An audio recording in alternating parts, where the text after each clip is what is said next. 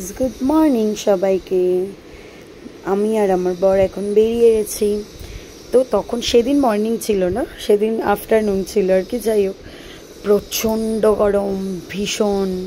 তো সারাদিন ফোনে কথা বলে, বিজি আর বিজি মানুষ। যাই হোক, রাস্তার মধ্যে বাইকে যাওয়াটা একদমই পসিবল ছিল না, বিকজ প্রচণ্ড গরম ছিল। বলো তো আমরা কোথায় যাচ্ছি? আর নাহলে চলো আমাদের সাথে, তোমরাও দেখেছো আমার বর কি বলছে কে জানে। আমি ওখানেও মিরর পেয়ে নিজেকে দেখছি কেমন লাগছে। খাটটা বেশ ভালো, তাই না বলো? যাই হোক, আশা করি বুঝতে পেরেছো। আমরা খাটের শোরুমে গেছিলাম ডামরোতে। মানে অ্যাকচুয়ালি ভীষণ ভালো ভালো কালেকশান ছিল, কোনটা ছেড়ে কোনটা নেবো এক্স্যাক্টলি বুঝেই উঠতে পারছিলাম না।